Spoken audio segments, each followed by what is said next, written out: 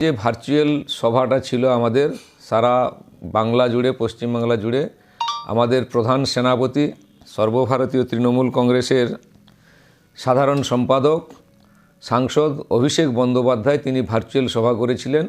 সেই সভাতে আমি ব্লক সভাপতি হিসাবে আমি যুক্ত হয়েছিলাম এবং আমাদের 10টি অঞ্চলের সভাপতি, পঞ্চায়েত সমিতির সভাপতি আমরা সবাই একসঙ্গে ছিলাম। সেখানে একটি নতুন কর্মসূচি আবার আজকে তিনি ঘোষণা করেছেন।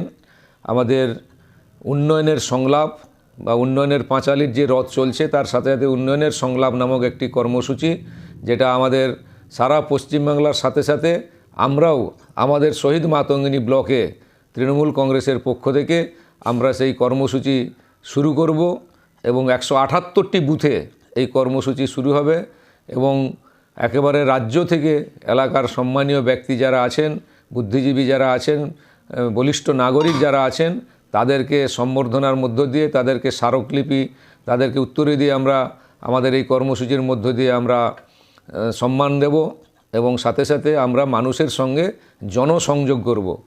মূলত এই বিষয়টাই আজকে এই ভিসির মাধ্যমে অর্থাৎ ভিডিও কনফারেন্সের মাধ্যমে আমাদের সেই বার্তা দেওয়া হয়েছে। তাই আমরা সেই বার্তা নিয়ে আগামী দিনে আমরা সে মানুষের কাছে যাব, মানুষের দরবারে জনসংযোগের জন্য আমরা পৌঁছে যাব।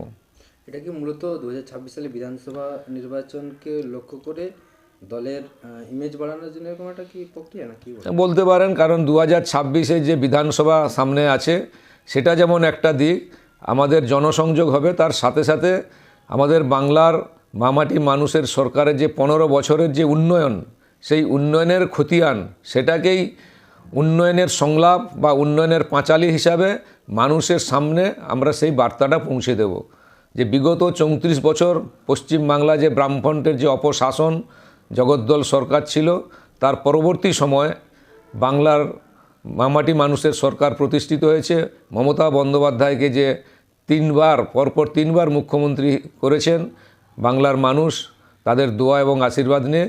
তাই মুখ্যমন্ত্রী হিসাবে মমতা বন্দ্যোপাধ্যায় এবং তৃণমূল কংগ্রেসের যে সরকার, তারা যে উন্নয়নটা করেছে সেই উন্নয়নের বার্তাটা আমরা মানুষের কাছে তুলে ধরবো, মানুষের কাছে পৌঁছে দেব, প্রত্যেকটি বাড়িতে বাড়িতে আমরা পৌঁছে দেব এই উন্নয়নের সংলাপ কর্মসূচির মধ্য দিয়ে। আজকে তো আপনারা ভার্চুয়াল মিটিংয়ে যোগদান করলেন, ব্লক সভাপতি সহ এখানকার অঞ্চল সভাপতি সহ আর অন্যান্যরা, তো বাস্তবে রূপ দিতে আপনারা প্রস্তুতি সভা কবে করবেন? প্রস্তুতি সভা আমরা 2-1 দিনের মধ্যেই আমরা ব্লক বর্ধিত সভা ডেকে আমরা প্রস্তুতি নেব। কারণ এটা তো আর কেবলমাত্র শুধু অঞ্চল সভাপতি বা ব্লক সভাপতির দ্বারা সম্ভব নয়।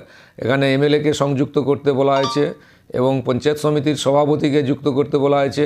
আমাদের নেতৃত্ব যারা আছেন তাদেরকে নিয়ে প্রত্যেকটি অঞ্চলে অঞ্চলে টিম করে আমরা এই উন্নয়নের সংলাপ নিয়ে আমরা সেখানে পৌঁছে যাব এবং মানুষের কাছে পৌঁছে যাব।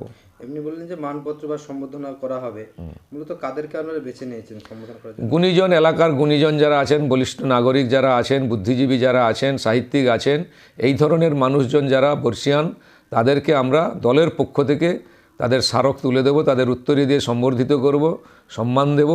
এটা আমাদের দলের একটা নৈতিক দায়িত্ব এবং কর্তব্য। এটা কি বুথ পিছু করবেন না অঞ্চল পিছু না ব্লক? আমরা সেটা এলাকায় যেভাবে আমরা দেখব সেইভাবেই আমরা করব। আমরা এলাকার যারা আমাদের নেতৃত্ব আছেন ওনাদের মাধ্যমে আমরা সেটা চিহ্নিতকরণ করে নেব।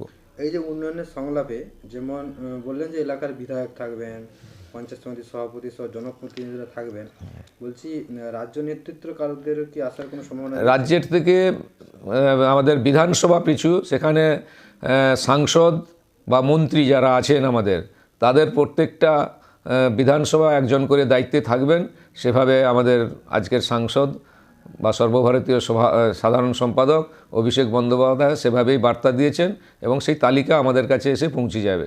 বলছে পূর্ব মেদিনীপুরে তো 2টো সাংসদই বিরোধী দলের, সেক্ষেত্রে কোন সাংসদ থাকা? এটা কোনো রাজ্যসভার সাংসদ বা অমনি আমাদের নির্বাচিত সাংসদ জনপ্রতিনিধি, ওনারা যাকে ঠিক করবেন সর্বভারতীয় আমাদের তৃণমূল কংগ্রেসের পক্ষ থেকে এখানে যাকে দায়িত্ব দেবেন তিনি এখানে আসবেন।